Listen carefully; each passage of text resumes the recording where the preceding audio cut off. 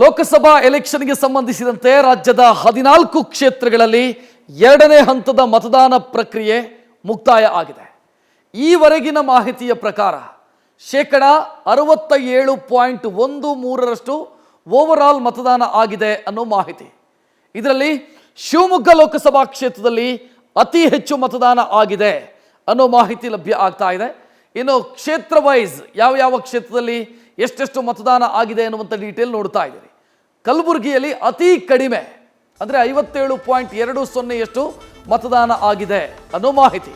ಈಗ ನೀವು ನೋಡ್ತಾ ಇರುವಂಥ ಡೀಟೇಲ್ ಏನಿದೆ ಇದು ಈವರೆಗಿನ ಮಾಹಿತಿ ಮಾತ್ರ. ಇದು ಇನ್ನೂ ಕೂಡ ಅಪ್ಡೇಟ್ ಆಗೋದಕ್ಕೆ ಬಾಕಿ ಇದೆ. ಈ ನಂಬರು ಇನ್ನಷ್ಟು ಇನ್ಕ್ರೀಸ್ ಆಗೋದಕ್ಕೂ ಕೂಡ ಸಾಧ್ಯತೆ ಇದೆ. ಕಡಿಮೆ ಅಂತೂ ಆಗಲ್ಲ, ಹೆಚ್ಚಾಗುವಂಥ ಸಾಧ್ಯತೆ ಇದೆ.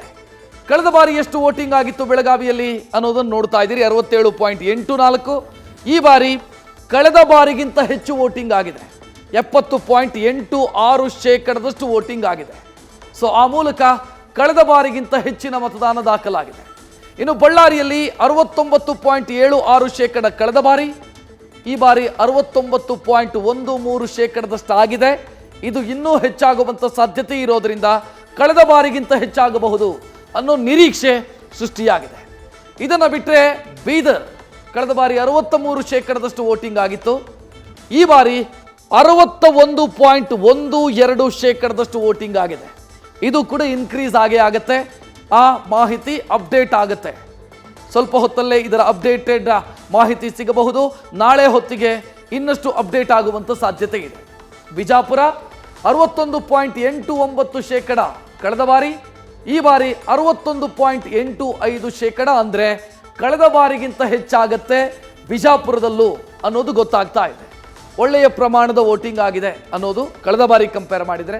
ಚಿಕ್ಕೋಡಿ ಇಲ್ಲಿ ಯಾವತ್ತೂ ಕೂಡ ದೊಡ್ಡ ಪ್ರಮಾಣದಲ್ಲಿ ವೋಟಿಂಗ್ ಆಗುತ್ತೆ, 75.62 ಕಳೆದ ಬಾರಿ, ಈ ಬಾರಿ 72.75% ಮತದಾನ ದಾಖಲಾಗಿದೆ. ಸೊ ಇದು ಕೂಡ ಇನ್ಕ್ರೀಸ್ ಆಗುತ್ತೆ ಅನ್ನೋದು ಗೊತ್ತಾಗ್ತಾ ಇದೆ. ದಾವಣಗೆರೆ ಕಳೆದ ಬಾರಿ 73.919%, ಈ ಬಾರಿ 71.96%, ಅಂದರೆ ಆಲ್ಮೋಸ್ಟ್ 72% ವೋಟಿಂಗ್ ಆಗಿದೆ. ಇನ್ನು ಧಾರವಾಡ ಲೋಕಸಭಾ ಕ್ಷೇತ್ರ ಕಳೆದ ಬಾರಿ 70.29% ವೋಟಿಂಗ್ ಆಗಿತ್ತು, ಈ ಬಾರಿ 67.91% ಟರ್ನ್ಔಟ್ ದಾಖಲಿಸಿದೆ ಧಾರವಾಡ ಲೋಕಸಭಾ ಕ್ಷೇತ್ರ. ನೆಕ್ಸ್ಟು ಅತಿ ಕಡಿಮೆ ವೋಟಿಂಗ್ ಆಗಿರೋದು ಈ ಬಾರಿ ಗುಲ್ಬರ್ಗಾ ಲೋಕಸಭಾ ಕ್ಷೇತ್ರದಲ್ಲಿ.